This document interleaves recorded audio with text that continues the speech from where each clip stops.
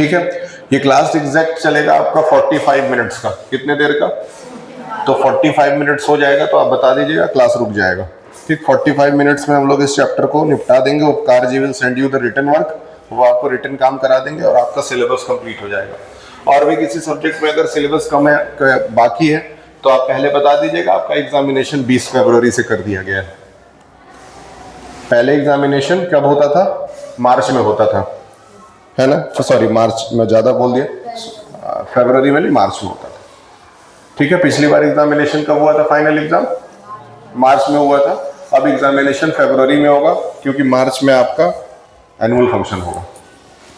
ठीक है, annual function में हर एक हाउस से 3 परफॉर्मेंसेस होंगे और पूरे साल आप लोगों ने जो अच्छे अच्छे काम किए हैं उसके बदले आप लोगों को प्राइजेस दिए जाएंगे। आपके पेरेंट्स के द्वारा ही दिए जाएंगे स्टेज के ऊपर।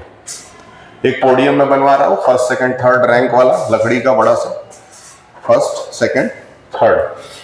तो उस पे आप लोगों को स्टेज पे बुला करके प्रोग्राम कराना है और एक बड़ा सा स्टेज पीछे बनेगा प्रॉपर। उम्मीद करते हैं हो सकता है कि एक अच्छे से अच्छा कोई बड़ा चीफ गेस्ट स्कूल में आए। आई विल होप कि अगर देखते हैं कौन आता है। ठीक है, अभी नाम नहीं बता सकते, लेकिन उम्मीद करेंगे कि कोई अच्छी पर्सनालिटी है जिससे आपको भी फायदा हो। ठीक है, चलिए अब चैप्टर पे मेनली आते हैं, because the recording has been started. हम लोग पढ़ रहे हैं किसके बारे में? फॉरेस्ट के बारे में। फॉरेस्ट के स्टार्टिंग में ये बायोटिक और अबायोटिक कम्युनिटी, दो चीजों की बात किया है। सबसे पहले हम किसकी बात करेंगे? Biotic community. क्या आपने बायोटिक कम्युनिटी इसके पहले कभी सुना है? हाँ, ये यहाँ रखिए, कोई फोन बजेगा, बताइए, बताएं। Have you ever heard the name biotic community? Can you tell me the meaning of biotic community? आप लोगों ने कभी बायोटिक कम्युनिटी सुना है? बायोटिक कम्युनिटी क्या आपने कभी सुना है?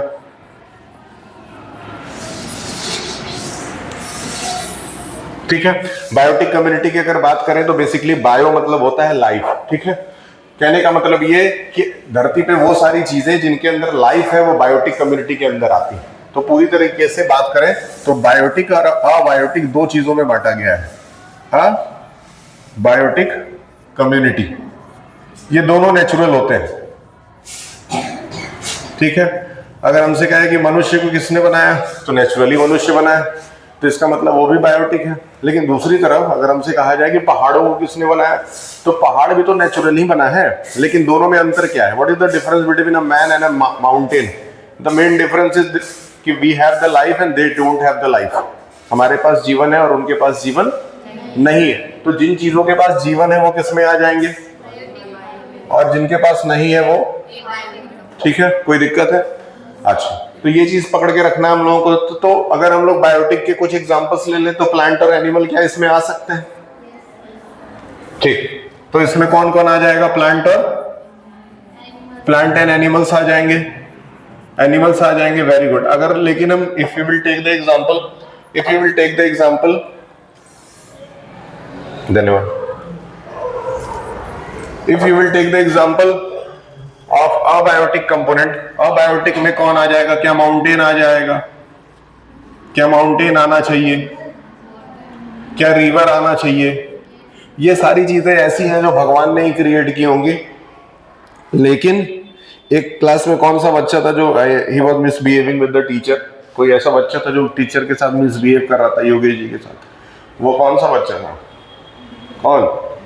तुम मिसबिहेव कर रहे थे? देखो, बहुत ध्यान से सुनो, 4 लाइन, कैमरा ऑन है, कैमरे में तुम्हारे घर वाले भी सुनेंगे। ठीक है, टीचर जो भी इस क्लास में आ रहे हैं ना पढ़ाने के लिए, इस स्कूल में, इस स्कूल को प्रेजेंट टाइम में मैं चला रहा हूँ। ठीक है, समझ रहे हो कि नहीं? और मेरे लिए टीचर सबसे ऊपर है, उनकी इज्जत होनी चाहिए क्लास के अंदर। तुम हो सकता है कि टीचर के किसी बात से एग्री ना करते हो कि नहीं सर जो आप बोल रहे हैं वो गलत है। ठीक है, चुपचाप बैठो, कोई दिक्कत नहीं। जो तुमको समझ में आता है तुम पढ़ो, जो तुमको नहीं समझ में आता है बोल दो टीचर नहीं समझ में आ रहा। तो मेरे पास आके कंप्लेन कर दो, हम उस चीज़ को खुद आकर के एक्सप्लेन करने की कोशिश करेंगे। लेकिन अगर तुम अभी टीचर के साथ मिसबिहेव करोगे तो बाद में तुम्हारा भीख मांगना तय है। तुमको कोई नहीं भीख मांगने से रोक सकता है। ये चीज़ ऑन कैमरा बोल रहा हूँ, रिकॉर्ड हो रहा, ये याद रखना। ठीक है, एग्जाम्पल बताते हैं। एक बार कोरोना का समय चल रहा था। किसका? कोरोना का समय चल रहा था। मेरा एक स्टूडेंट है, उसका नाम है प्रांजल। क्या नाम है? ये प्रांजल जो था ऑनलाइन क्लास कर रहा था। क्या कर रहा था? ऑनलाइन में कौन सा सब्जेक्ट चल रहा था? केमिस्ट्री चल रहा था। केमिस्ट्री में कौन पढ़ा रहा था? सर पढ़ा रहे थे। सर की उम्र लगभग 55 साल थी, मतलब वो थोड़े से बूढ़े थे। ठीक है, ये 55 साल के टीचर पढ़ा रहे थे। तो उसने क्या किया, एक बच्चों की मंकी टोपी आती है, आपने सुना ना, जो मंकी वाली टोपी आती है जिसमें बस इतना दूर चेहरा दिखता है, उस टोपी को उसने उल्टा लगा लिया। ध्यान से सुनिए पूरी कहानी। उस टोपी को उसने उल्टा लगा लिया ताकि चेहरा ढक जाए। ठीक है, उसके बाद लगा करके दूसरे के आईडी और पासवर्ड से लॉगिन करके जो है उसने गाना बजाने लगा। उसमें जय श्री राम करके गाना बजाने लगा। ऑनलाइन क्लास चल रहा था, लगभग 70 बच्चे पढ़ रहे थे, और वो जो है वो गाना बजा करके, और उसने रिकॉर्डिंग लगा दिया ऐसे तकिए के साथ टेक लगा करके, और बेड पे खड़े होकर के डांस कर रहा था कूद कूद के। चेहरा ढका हुआ था तो कोई पहचान नहीं सका। अब टीचर जब इधर पढ़ा रहे थे, बहुत ध्यान से सुनिएगा कहानी, जब टीचर इधर पढ़ा रहे थे तो टीचर को कुछ समझ में नहीं आया, क्योंकि एक जगह से गाना बज रहा है। समझ में आ रहा है? एक जगह से गाना बज रहा है, टीचर को कुछ समझ में नहीं आया। तो टीचर ने क्या किया कि टीचर वो बोला कि मुझे तो कुछ समझ में नहीं आ रहा है, इसमें मैं क्या करूं। फिर कुछ समय के बाद क्लास ऑफ हो गया। ठीक है, बहुत ध्यान से सुनिए। 2 दिन के बाद उस टीचर को स्कूल से निकाल दिया गया। ठीक है, अब बहुत ध्यान से समझना। यहां से 2 दिन के बाद इनको निकाल दिया गया।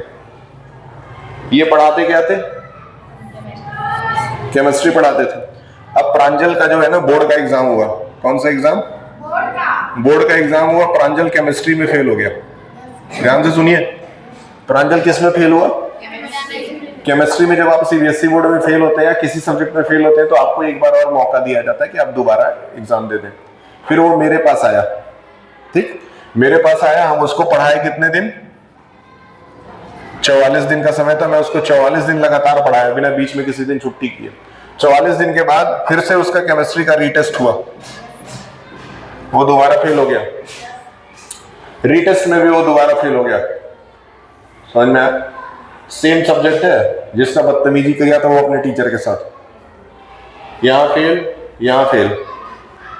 घर पे इतना मार खाया बेल्ट से कि उसके पीठ पे और पैर पे हर जगह लाइनिंग ही थी। फिर उसका फॉर्म भराया कहां से? यूपी बोर्ड से। सीबीएसई से पास नहीं हो सका, फिर यूपी बोर्ड से फॉर्म भराया। यूपी बोर्ड से फॉर्म भराया तो मुश्किल से वही 50-55% पा करके पास हुआ, सिर्फ इतना परसेंट। ठीक है, अभी कुछ नहीं कर रहा है। ठीक, अभी वो कुछ नहीं कर रहा है। अभी वो सिर्फ एक काम कर रहा है कि उसके पापा का किराने की दुकान है, वहां बैठा हुआ है। जबकि वो पढ़ता किस स्कूल में था? एकेडमिक ग्लोबल में। कहां पढ़ता था? ग्लोबल का बच्चा किराने की दुकान में। वहां पे एक महीने का फीस 7,000 रुपए है, 7200 रुपए, 7,200। समझिए। तो टीचर के साथ कभी बदतमीजी आपको नहीं समझ में आता है, कोई बात नहीं, शांत रहिए। आपके पास ऑनलाइन सुविधा है, घर पे जाके पढ़ लीजिए। स्कूल में आने का सिर्फ एक ही पर्पस नहीं है कि आप बहुत ज्यादा पढ़ें। बहुत ध्यान से सुनिए, स्कूल में आने के कई पर्पसेस हैं। स्कूल आपको स्मार्ट बनाता है। क्या बनाता है? आपके पास प्रेयर का मौका है, आप वहां जाइए, बोलिए। आपके पास फंक्शंस हो रहे हैं, स्पीचेस बोलिए, परफॉर्म करिए, अपने आप को और स्मार्ट बनाइए। अगर आपको पढ़ाई में मन नहीं लगता है तो समझ में आ रहा है? किसी एक चीज में आगे बढ़ जाइए। किसी एक चीज में, सिंगिंग आता है, सिंगिंग में ही आगे बढ़ जाइए। म्यूजिक क्लास में खोल रहा हूँ, 20 दिन के बाद उसका उद्घाटन हो जाएगा, इसीलिए ऊपर का सामान नीचे उतरवाया हूँ। वहां पे अब सफैया होगा, उसका काम स्टार्ट हो रहा है। उसमें गिटार आपको सीखने के लिए मिलेगा। यामाहा का एक गिटार मंगवाया हूँ क्वालिटी वाला। एक आपको मिलेगा हारमोनियम, और एक आपको मिलेगा तबला, और एक ढोलक। 4 चीजें मंगा करके प्रेयर वगैरह फिर हम लोग तबले पे ढोलक पे करना धीरे धीरे सीखेंगे। तो जिस बच्चे को म्यूजिक में इंटरेस्ट है वो उसमें कर सकता है। जिस बच्चे को बहुत पढ़ने में इंटरेस्ट है वो लाइब्रेरी में जा सकता है। लाइब्रेरी में अभी मैं गया था गोरखपुर महोत्सव में। जब गोरखपुर महोत्सव लगा था तो वहां से हम लोग 16,000 की किताब लेकर के आए। 16,000 की किताबें लगभग 70-80 पीस मिली। कुछ किताबें हम लोगों के पास पहले से थी, वो सब कुछ जोड़ जाड़ करके हम लोगों ने सरस्वती पूजा के दिन जो है वो लाइब्रेरी का उद्घाटन कर दिया। आपको पीरियड में मिला होगा लाइब्रेरी का, ऐसा हो ही नहीं सकता पीरियड नहीं मिला है। आपके ग्रुप में आ चुका है, वेडनेसडे को आपका पीरियड है, वेडनेसडे को जब आप पीरियड है जाइए, एक से एक अच्छी अच्छी किताबें उसको बैठ के पढ़िए। हो सकता है किसी को लाइब्रेरी में पढ़ने में मजा आता हो, आपको जिस काम में मजा आता है वो स्कूल में करिए मन लगा के। कोई ज़रूरी नहीं है कि आप पढ़ने में बहुत तेज हो, कोई ज़रूरी नहीं है कि पढ़ लिख करके ज़िंदगी में कुछ किया जाए, लेकिन पढ़ लिख करके कुछ करेंगे तो ज़िंदगी थोड़ी ज़्यादा आसान हो जाएगी। समझ में आ रहा है? पहले तुम अगर पढ़ लिख लोगे तो तुम्हारे सिग्नेचर की थोड़ी वैल्यू बढ़ जाएगी, नहीं पढ़ोगे तो कोई बात नहीं है, थोड़ा सा फिजिकल लेबर ज़्यादा करना पड़ेगा। ठीक है, आजकल तो क्रिकेट खेल के बहुत अच्छा ऑफर बच्चे जो है लाइफ बना सकते हैं। लड़कियां बैडमिंटन में अगर आगे बढ़ जाएं, हर चीज़ की अपॉर्चुनिटी पहले से बहुत ज़्यादा बढ़ चुकी है। तो जिसमें मन ना जाए उसमें करो, और टीचर को भगवान समान समझ के उसकी इज्जत करो। और ये याद रखो कि स्कूल में आपको कुछ नहीं बोला जाता है तो उसका सिर्फ एक ही रीज़न है कि हम लोग चाहते हैं कि हमारे हर बच्चे स्कूल में आकर के खुश रहें। पर्सनली मैं चाहता हूँ। हो सकता है कि हम लोग 50 काम कर रहे हैं तो उसमें से 1-2 जगह हम लोगों से गलती हो जाए, ये मैं मानता हूँ। हम लोग 100 काम कर रहे हैं तो उसमें से 1-2 जगह हम लोगों से गलती हो सकती है, लेकिन इसका मतलब ये नहीं कि हमारा इरादा गलत है। इरादा हमारा अच्छा है।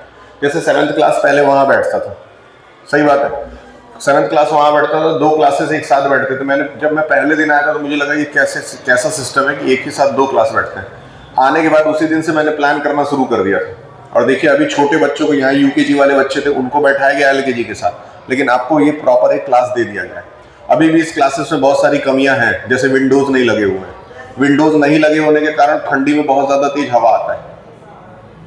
ठीक है, उस पर कुछ बच्चों ने बोला भी था कि इस पर कर्टेन लगना चाहिए, तो उस समय बहुत ठंड था, स्कूल 20 दिन के लिए बंद हो गया। 20 दिन के बाद जब स्कूल खुला तो फिर धूप वाला मौसम हो गया। ठीक है, अब कुछ दिन के बाद ना ये जो खुला हुआ है ना, इसमें बैठने में ज्यादा मजा आएगा, इसलिए क्योंकि हवा बड़ा अच्छा पास होता है इस रूम में। तो अभी जब गर्मी आएगी तो यहाँ बैठने में ज्यादा आनंद आएगा, हवा बड़ा अच्छा लगेगा। तो हो सकता है कि काम हम लोग करेंगे, धीरे धीरे कर ही रहे हैं। म्यूजिक क्लास भी कर दिए, गेम्स का सारा सामान ला दिए, लाइब्रेरी ला दिए, साइंस लैब ला दिए, जो पढ़ाई से रिलेटेड चीजें हैं वो सारी ला दिए। हाँ, कुछ चीजें अभी भी हैं जिन पे हमको काम करना है। सबसे पहले कंप्यूटर लैब में कुछ कंप्यूटर से भी ठीक नहीं है, उनको ठीक कराना है, वो मेरे दिमाग में है। ये सारी चीजें बहुत जल्दी करने की कोशिश हो रही है, लेकिन ये सारी चीजें होती हैं पैसे से, चुटकी बजा के तो होती नहीं है। इसलिए जहां पैसा इन्वॉल्व हो जाता है तो पैसा जैसे जैसे आता है वैसे वैसे इंसान उसको यूज करेगा। एनुअल फंक्शन हो रहा है, मैं चाहता हूं कि हमारे स्कूल का एनुअल फंक्शन इतना अच्छा हो जाए। अभी देखिए उस दिन आप लोगों को बाहर ले गए, first time in the school, पहली बार एनुअल फंक्शन करा रहे हैं, आपको बाहर ले गए। उस दिन इधर के आसपास के स्कूलों के सारे बच्चे सिर्फ आप ही को देख रहे थे अपना प्रोग्राम छोड़ करके, सही है। वो एलडी स्कूल के बच्चे तो अपना प्रोग्राम ही छोड़ के, कुर्सी छोड़ के भाग गए, ये लोग प्रेयर छोड़ के भाग गए, उसके पेरेंट्स आप लोगों की रिकॉर्डिंग कर रहे थे, है कि नहीं। तो एक रैली फिर करेंगे गर्मी के मौसम में, तो होगा सब कुछ, और बिल्कुल टॉप क्लास लेटेस्ट लेवल पे होगा। जो इस स्कूल, जो अभी प्रेजेंट टाइम में अगर देखा जाए तो इस 1-2 स्कूल है, जिसमें से एक आता है जीडी गोइनका। क्या आता है? आपने नाम सुना होगा जीडी गोइनका का। ये प्रेजेंट टाइम में गोरखपुर का सबसे बड़ा स्कूल है, ठीक है ना। ये जीडी गोइनका से बड़ा भी प्रेजेंट टाइम में कोई स्कूल नहीं। जीडी गोइनका स्कूल में जितनी भी एक्टिविटीज होंगी, जितनी भी एक्टिविटीज होती है, हो सकता है कि उतना बड़ा बिल्डिंग हम लोगों के पास ना हो सकता है उतनी फैसिलिटीज हम लोगों के पास ना हो, लेकिन जितनी भी एक्टिविटीज स्कूल में कराई जाएंगी वो सारी एक्टिविटी आपके स्कूल में होंगी। धीरे धीरे हर चीज होगा, तो होगा हर चीज। हो सकता है थोड़ा टाइम लगे, लेकिन फिलहाल जो बच्चे म्यूजिक में इंटरेस्टेड है वो अपना म्यूजिक के लिए प्रिपेयर होना शुरू कर दें। जिनको गिटार सीखना है वो घर पे गिटार मंगा लें, सीखें, और फिर यहाँ पे जब आपका एनुअल फंक्शन होगा उसमें परफॉर्म करके दिखाएं। तो ऐसे बहुत सारी चीजें हम लोग करते रहेंगे। फॉरेस्ट प्रोफाइल पे आते हैं, कुछ चीजें, टाइप्स ऑफ फॉरेस्ट देखते हैं, ठीक है। लेकिन उसके पहले एक वर्ड है, एक सेंटेंस, एक शॉर्ट फॉर्म है, उसको याद कर लीजिए। SFR, इसको याद कर लीजिए। इसको कहते हैं स्टेट ऑफ फॉरेस्ट रिपोर्ट। क्या? स्टेट ऑफ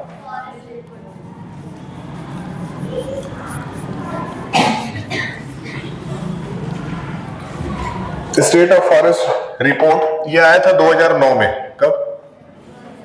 ठीक है। इस रिपोर्ट के तहत इनका ये कहना है कि out of the forest of T cover stands 23.84 which has been increased of 4.75 over the 10 year. We must continue to our work spreading awareness of plant. ठीक है, जो बहुत सारे देश के अंदर प्लांट को लगाने से रिलेटेड बहुत जगह पे मूवमेंट चलते हैं, जैसे पेड़ लगाओ, एक स्कीम है गवर्नमेंट की जिसको कहते हैं एक पेड़ माँ के नाम। क्या? एक पेड़ माँ के नाम, है ना। सबको एक इस चीज के लिए मोटिवेट किया जाता है कि कम से कम वो अपने माँ के नाम पे एक पेड़ लगाएं, यानी आप अपने घर पे एक पेड़ लगाएं और उसका पेड़ का भी वही नाम रखें जो अपने माता जी का नाम है। ठीक है, तो वो आपको, जैसे बहुत सारे ऐसे लोग हैं जिनके मम्मी पापा जीवित नहीं है, तो वो पेड़ लगा करके उसको अपनी माँ मान लेते हैं। ठीक है, तो इसके थ्रू जो है हम लोग क्या कर सकते हैं, एक अवेयरनेस फैला सकते हैं। तो धीरे धीरे धीरे धीरे प्लांट्स जो है वो लोग लगा रहे हैं अपने घरों में भी। जब घरों में आप जाते हैं कई लोगों के घरों में, तो उनके घरों में गमलों की कमी नहीं होती है, स्टार्टिंग फ्रॉम गेट से लेकर के पूरा एंड तक गमला ही लगा होता है। ठीक है, तो छोटे बड़े पेड़ आप घर पे अपने छत पे, आप अपने छत पे चाहे तो पूरी खेती कर सकते हैं। आजकल इतने मेथड्स हैं कि छत पे आप अपना सब्जी उगा सकते हैं, वहीं से काट करके वहीं खा लेंगे। छत पे क्यारियां बना करके आप सब्जियां लगा सकते हैं। मेरे से बेहतर आप लोग ये चीज जानते हैं, क्योंकि आप लोग गांव से बिलोंग करते होंगे, तो आप लोग ये सारी चीजें मेरे से ज्यादा देखते होंगे। तो ये याद रखना है, SFR हो सकता है एग्जाम में इस पे फुल फॉर्म पूछ दे। SFR का मतलब है स्टेट ऑफ फॉरेस्ट रिपोर्ट, जिसको हम लोग क्या कहते हैं, स्टेट ऑफ फॉरेस्ट रिपोर्ट, जो कि कब आया था, 2009 में आया था। ठीक है, कुछ चीजें और है जो जाननी है। सबसे पहले टाइप्स ऑफ फॉरेस्ट में लिखिए, कहीं पे नोट करते चलिएगा, नहीं करेंगे। Types of forest, types of forest, basic basic चीजें। सबसे पहला जो है वो है कॉर्नीफेरस फॉरेस्ट। क्या है?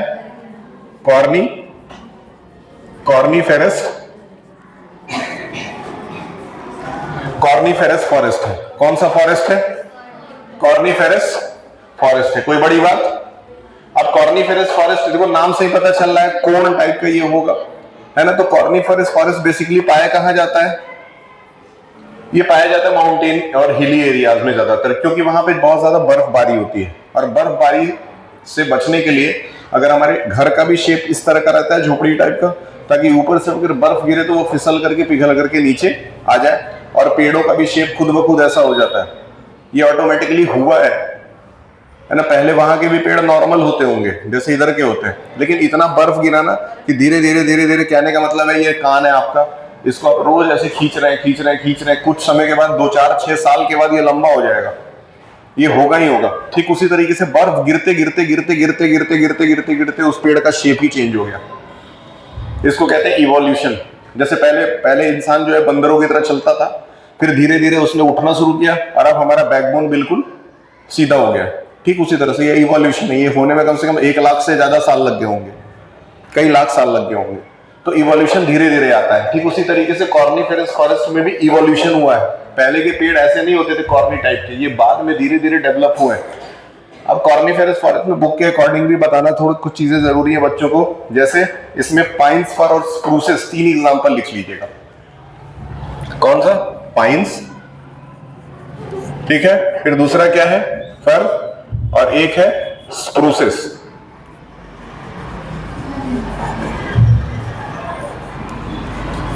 याद रहेगा ये 3 एग्जांपल्स हैं। फिर है फिर्स, FIRS लगा दीजिएगा, फिर्स एंड स्प्रूसेस। ये 3 ऐसे पेड़ हैं जिनको कॉर्नीफेरस फॉरेस्ट के अंदर पाया जा सकता है नॉर्मली।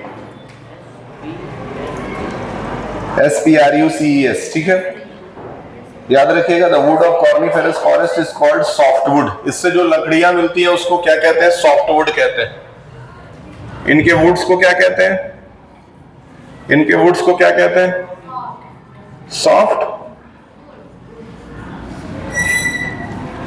सॉफ्टवुड कहते हैं। ठीक है, सॉफ्ट का मतलब ये थोड़ा नरम, मतलब इसकी लकड़ियां बहुत ज्यादा स्ट्रांग नहीं होती हैं कि नरम ही होती होंगी। ठीक है, 45 मिनट सोने में मेरे ख्याल से भी 15 मिनट बचा होगा। कितना टाइम हो रहा है? अभी 19 ही मिनट हुआ है। चलिए, ठीक है। It is converted into timber which is used in the construction of home, farms, building, containers. जाहिर सी बात है लकड़ियों का इस्तेमाल हम लोग घरों में करेंगे ही, फार्म्स में करेंगे, इंडस्ट्रीज में करेंगे, फर्नीचर बनाने के लिए करेंगे। ठीक उसी तरह से इनके जो टिम्बर होते हैं, कोई बता सकता है what is the meaning of timber? Timber very important. अभी मैं जब टिम्बर का मतलब बताऊंगा तो आप कहेंगे अरे ये तो पता था। ठीक है, टिम्बर का क्या मतलब होता है? Can anybody from you tell me? Timber का मतलब होता है पटरा। क्या होता है? पटरा। पटरा मेरे ख्याल से सबको पता होगा, ठीक है। तो टिम्बर बनने की, पेड़ से लकड़ियों को काट करके जब पटरों में कन्वर्ट कर दिया जाता है तो उस पटरे को टिम्बर कहते हैं, और इन्हीं पटरों का इस्तेमाल देखिए इसमें भी किया गया है, ठीक है। तो कहने का मतलब हमारे आसपास भी ये चैप्टर घूम रहा है, ठीक। Soft trees also yields pulp. Pulp का नाम सुना है? सिंपल सी चीज है, कभी कुछ ऐसे पेड़ है जिनके रास्ते एक लिक्विड निकलता है, पल्प, चिपचिपा जैसा, वो पल्प कहलाता है, ठीक है। उस पल्प का इस्तेमाल जो है वो गम्स और रेसिन्स बनाने के लिए भी होता है, डाइज बनाने के लिए होता है, रंगों को बनाने के लिए पल्प का इस्तेमाल किया जाता है। उसके बाद है टेम्परेट डिसीडियस फॉरेस्ट। ये इंपॉर्टेंट है, ये नोट कर लीजिए, टेम्परेट डिसीडियस फॉरेस्ट। दूसरे नंबर पे आता है क्या? Temperate deciduous, temperate deciduous forest. याद रहेगा, इसमें कोई बड़ी चीज नहीं। टेम्परेट डिसीडियस फॉरेस्ट क्या होता है? टेम्परेट डिसीडियस फॉरेस्ट, देखिए टेम्परेट डिसीडियस की बात, हमेशा ये शब्द याद रखिएगा, डिसीडियस। डिसीडियस का मतलब ये है ना कि जब इसमें बारिश का मौसम आएगा तो ये बहुत हरे भरे होंगे, और जब ठंड का मौसम आएगा तो इसके पत्ते झड़ जाएंगे। डिसीडियस का मतलब यही है। तो हम लोग के आसपास ये टेम्परेट डिसीडियस फॉरेस्ट ये बहुत ज्यादा मिलता है। आपने कुसमी जंगल का नाम सुना है? कुसमी जंगल डिसीडियस फॉरेस्ट ही है, ठीक है। अब इस समय कौन सा महीना चल रहा है? ठंडी का चल रहा होगा। अब ठंडी का महीना चल रहा है, धीरे धीरे इस समय उसके पत्ते बहुत सारे टूट चुके होंगे, और जैसे ही फिर बारिश का मौसम आएगा फिर वो हरे भरे हो जाएंगे। तो ये टेम्परेट डिसीडियस फॉरेस्ट के अंदर होता है। इसमें आपने एक बहुत फेमस नाम सुना होगा, सागवान। सागवान की लकड़ी और साखू की लकड़ी, शीशम की लकड़ी, है ना, ये सारे जो है वो हमारे ही डिसीडियस फॉरेस्ट से बिलोंग करते हैं, ये सारे के सारे पेड़। ये याद रखना है, trees that grows in deciduous forest include ashes, beeches, cashew nuts, hazels, maples. इसमें तो बहुत सारे एग्जांपल है, लेकिन हम साल और शीशम दो एग्जांपल आपको याद करवाएंगे इसमें से, ठीक। SAL साल, जिसको साखू की लकड़ी भी कहते हैं, और एक है शीशम। शीशम तो बहुत फेमस है, शीशम, है ना। एक सागवान की लकड़ी आती है जो प्रेजेंट टाइम पे बहुत फेमस है, सागवान की लकड़ी, ठीक है। Temperate deciduous forest cover large areas of north America, और यहाँ तक कि central Europe, east Asia. East Asia में हम लोग आते हैं, ईस्ट एशिया में भी ये यूज होता है, याद रहेगा। इसके बाद आ जाइए, आपका है ट्रॉपिकल रेन फॉरेस्ट, तीसरे नंबर पे। नाम से ही पता चल रहा है, ये tropical rain, tropical rain forest, tropical rain forest. Rain forest का सीधा मतलब है जब बारिश का मौसम आएगा तो हरा भरा होगा ही होगा। और ट्रॉपिकल का सीधा मतलब क्या है कि सपोज ये हमारा अर्थ है, कोशिश करेंगे थोड़ा गोल बने, ना बने तब भी कोई बात नहीं। ये आर्कटिक ओशियन है, ये अंटार्कटिक है, और इधर से एक लाइन यूं जाती है, इधर से एक लाइन यूं जाती है, और बीच में ये इक्वेटर जाता है। क्या ये सही बना है? क्या ये सही है? ठीक है। अगर ये 0 डिग्री है तो ये हो जाता है ट्रॉपिक ऑफ कैंसर, और ये हो जाता है ट्रॉपिक ऑफ कैप्रिकॉर्न। क्या ये दोनों सही बातें? क्या ये सही है ना? अब इन क्षेत्रों के बीच में, इन एरियाज के बीच में जितने भी जंगल आते हैं वो क्या कहलाते हैं? वो ट्रॉपिकल रेन फॉरेस्ट कहलाते हैं। क्लियर है? तो ट्रॉपिकल रेन फॉरेस्ट समझ में आया क्या होता है? हाँ, अब इतने दूर क्या होगा, क्योंकि ये इक्वेटर के पास की लाइन है, ये जो लाइन है ना, इसके ऊपर एक दिन में कम से कम एक बार बारिश जरूर होती है। जितने भी देश इक्वेटर पे पड़ते हैं उनमें दिन भर में एक बार बारिश होना बिल्कुल पक्का है। अब जाहिर सी बात है कि जब यहाँ बारिश ज्यादा होगा तो पेड़ों को पानी की कमी नहीं होगी, और वो बहुत हरे भरे होंगे। इसीलिए इसका नाम ही है ट्रॉपिकल रेन फॉरेस्ट। इसको एवरग्रीन फॉरेस्ट भी कहते हैं। एवरग्रीन मतलब हमेशा हरा भरा रहेगा, इसमें कभी पतझड़ का मौसम नहीं आता है, क्योंकि बारिश यहाँ पे हमेशा होती रहती है। पतझड़ का मौसम तभी आएगा जब पानी की कमी होगी। क्या कोई गंभीरता वाली बात है? गंभीरता वाली बात अगर है तो उसको याद रखिएगा। वैसे तो मुझे बहुत इजी चैप्टर ही लग रहा है, ठीक है। कुछ नेम्स वगैरह हैं सिंपल। अब देखिए 10 तो देश के नाम है, सारे याद करने की जरूरत नहीं है। कह रहा है साउथ अमेरिका है, सेंट्रल एंड वेस्टर्न अफ्रीका है, साउथ ईस्ट एशिया है, गुयाना है। इतनी सारी चीजें याद रखने की कोई खास जरूरत नहीं है। लेकिन इंडिया में ये आसाम और मेघालय में होता है, इसको याद रखिएगा। कहाँ कहाँ होता है? आसाम और, इसका सीधा मतलब है कि आसाम और मेघालय में बारिश भी ज्यादा होता होगा। क्या इसमें कोई बड़ी बात है? क्या कोई बड़ी बात? नहीं। अब आसाम और मेघालय में अगर बारिश ज्यादा होता है, इसीलिए मेघालय में एक जगह है जिसको हम कहते हैं चेरापूंजी।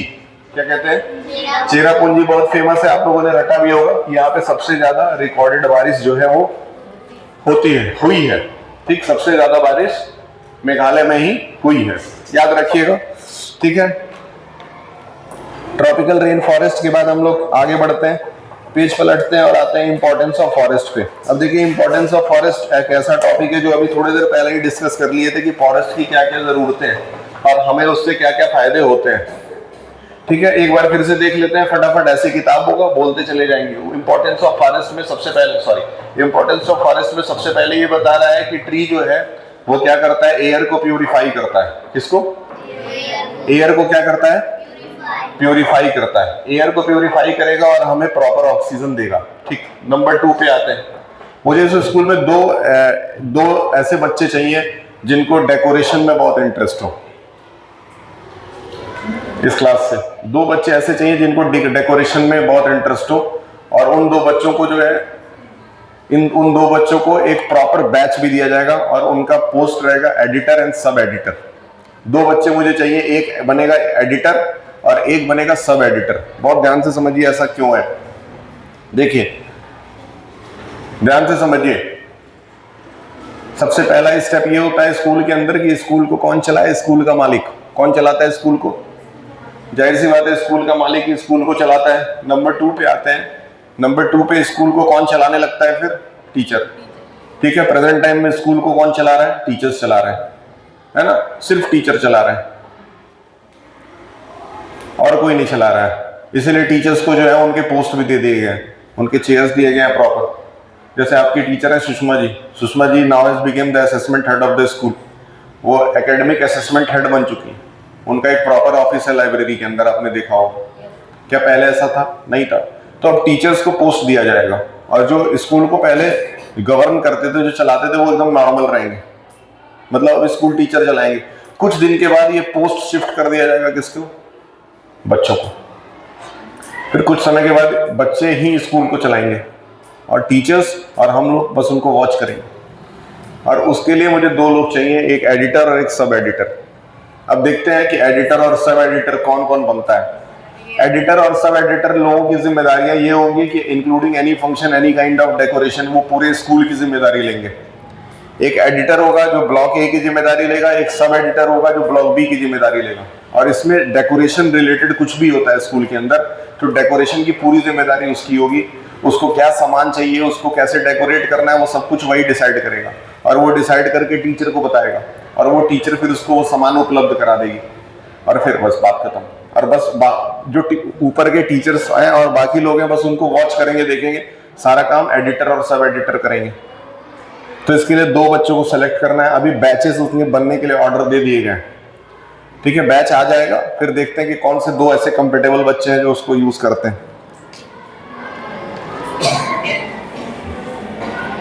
ठीक है, चलिए अब इसके बाद से देखिए, फॉरेस्ट कंजर्व प्रोटेक्ट बायोडायवर्सिटी। बहुत ध्यान से देखिए, फॉरेस्ट जो है बायोडायवर्सिटी को प्रोटेक्ट करता है। एक तो इंसानों को वो खाने पीने की चीजें उपलब्ध कराता है, लेकिन दूसरी तरफ वो जानवरों को भी खाने पीने की चीजें उपलब्ध कराता है, और तीसरी तरफ वो ऑक्सीजन और कार्बन डाइऑक्साइड का जो बैलेंस है उसको भी बना करके रखता है। यानी कि एक तरफ से 3 निशाने वो लगा रहा है, और तीनों तरीके से ये पूरे वर्ल्ड को बैलेंस करके इन्वायरमेंट को बैलेंस करने का काम हो रहा है।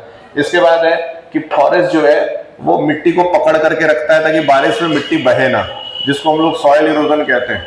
क्या कहते हैं उसको? उसको हम लोग कहते हैं सॉइल इरोजन। तो सॉइल इरोजन में बेसिकली होता क्या है कि अगर भारी बारिश हो जाए तो उसके साथ मिट्टी भी बहने लगती है, और ये नदियों के किनारे सबसे ज्यादा सॉइल इरोजन होता है। नदियों के किनारे किनारे आप देखेंगे तो मिट्टी कट कट के बहती रहती है। ठीक, नहरों के किनारे भी बहुत ज्यादा होता है। इसको बचाना है। Timber is also obtained. Timber के बारे में आपको बता दिए। टिम्बर क्या होता है? टिम्बर क्या होता है? पटरा होता है, मतलब लकड़ियों को काट करके पटरों में कन्वर्ट किया जाता है। वी गेट, ठीक है, we get fruit from forest. Fruit हमें कहां से मिलता है? बेसिक चीजें, कोई बड़ी बात नहीं है। Tree helps to purify water as forest acts as a natural absorber of rain water and allows it to slow down. ठीक है, क्या होता है, बारिश ऊपर से गिरी, मिट्टी में गई, अंदर चला गया, अंदर जाके प्यूरिफाई हो गया, प्यूरिफाई होकर के हम नलों के थ्रू उसको निकाल लेते हैं। ये सारी चीजें चलती रहती हैं। ठीक, उसके बाद आगे बढ़ते हैं और देखिए आपके पास एक बहुत ही अच्छा पौधा दिया हुआ है जिसको मैं एलोवेरा कहते हैं। I think you all should have aloe vera inside your home. जिनके घरों पे है अच्छी बात है, जिनके घरों पे नहीं है वो भी लगवा सकते हैं। एलोवेरा के बहुत सारे आयुर्वेदिक फायदे हैं। सबसे पहले तो ये एक बहुत अच्छा स्किन पॉस्चर मेंटेन करने के लिए इसका इस्तेमाल होता है। If you want your skin to become younger, तो आप हमेशा एलोवेरा का इस्तेमाल करें। एलोवेरा को अपने फेस पे भी लगाते हैं लोग, एलोवेरा को कुछ लोग खा भी लेते हैं। ठीक है, एलोवेरा को खा भी सकते हैं, उसको फेस पे भी लगा सकते हैं, उसको यहाँ तक कि कुछ ऐसे फूड आइटम्स हैं, फूड आइटम्स में भी डाले जा सकते हैं इसको। ठीक, दवाइयां भी इसकी बनाई जाती हैं। उसके बाद देखिए लियोन ग्रॉस और एक्लिप्टस दिया हुआ है फोटो में। लियोन ग्रॉस और एक्लिप्टस की अगर बात करें तो forest attract a lot of visitors in recreating या स्पेंडिंग हॉलीडेज। कह रहा है एक्लिप्टस एक बहुत लंबा पेड़ होता है, आपने देखा होगा, पतले में होगा, बहुत ऊंचा और बहुत लंबा होगा। उसमें बहुत सारे पत्ते तो नहीं होते लेकिन उसकी हाइट बहुत होती है। हाइट बहुत होने के कारण उसकी लकड़ी जो है बहुत एक ही पेड़ के अंदर से बहुत सारी लकड़ियां निकाली जा सकती है उसके अंदर। तो बेसिकली वो वुड के लिए बहुत ज्यादा इस्तेमाल होता है। हालांकि वो शीशम और साखू और सागवान से ज्यादा मजबूत नहीं होता है लेकिन सस्ता जरूर होता है, इसलिए कभी कभी सोफों को बनाने के लिए उसका भी इस्तेमाल किया जाता है। सोफों को बनाने के लिए आम की लकड़ियों का भी इस्तेमाल किया जाता है। ये सारी चीजें याद रखना है। Forest attract a lot of visitor for recreating the spending holidays. बहुत अच्छी चीज लिखी हुई है कि जैसे अभी जो पिकनिक का प्लान बन रहा था तो एक जगह है जिसको हम लोग कहते हैं, मुझे नाम नहीं याद आ रहा है, वो कोई वाइल्ड लाइफ सेंचुरी, वो महाराजगंज में है। ठीक है, तो वहाँ एक बड़ा फॉरेस्ट है, बच्चों के ठहरने के लिए जगह है और कुछ खतरनाक जंगली जानवर है, तो उसमें लोग जाते हैं घूमने के लिए, उसको वाइल्ड लाइफ सेंचुरी कहते हैं। ठीक, तो वाइल्ड लाइफ सेंचुरी में जाने की बात हो रही थी लेकिन फिर मुझे लगा कि उतना ज्यादा इंटरेस्टिंग नहीं होगा, उसको कैंसिल कर दिया गया था। ठीक है, आप में से बहुत सारे लोग ऐसे थे जो पिकनिक गए थे। कौन कौन गया था? आप 7th में से कौन कौन पिकनिक गया था? 1 और 2 3 4 5। आप भी गई थी? लड़कियों में आप लोग नहीं गई थी? चलिए कोई बात नहीं है, नेक्स्ट टाइम जाइएगा। ठीक है, बेसिकली अभी क्या है ना कि जब पहले पिकनिक जाता था तो पहले ये मोबाइल फोन नहीं था जिसकी वजह से बहुत एक्साइटमेंट रहता था कि वहां जाएंगे तो क्या क्या देखने के लिए मिलेगा। अभी सबके पास मोबाइल फोन है, तो मैं अयोध्या लेकर के क्या जाऊंगा जब अयोध्या आपको फोन में 10 बार दिखता है। तो पहले कुशीनगर, अभी बोलो बच्चों से कि we have to go to Kushinagar for coaching, तो इसके लिए पिकनिक के लिए तो बहुत कॉमन सी बात है। कॉमन सी बात इसलिए है क्योंकि आप लोग वहां 10 बार जा चुके हैं, जब चाहे तब फोन में कुशीनगर को देख लेंगे। लेकिन जब मेरा सबसे पहली बार वहां पे I went to the picnic there first time, तो वहां पे इतना ज्यादा एक्साइटमेंट था कि 10 दिन पहले से नींद ही नहीं आ रही थी, नींद नहीं आती थी सोच सोच करके पिकनिक जाना। अब वो एक्साइटमेंट आप लोगों के अंदर से थोड़ा सा कम हो गया है, लेकिन इसको बढ़ाए रखिए और एक साथ रहने का जो मजा है वो हमेशा जीवन में नहीं मिलता है। ठीक है, 1 मिनट रुकते हैं, फिर उसके बाद आगे कह रही, फिर उसको पॉज करिए।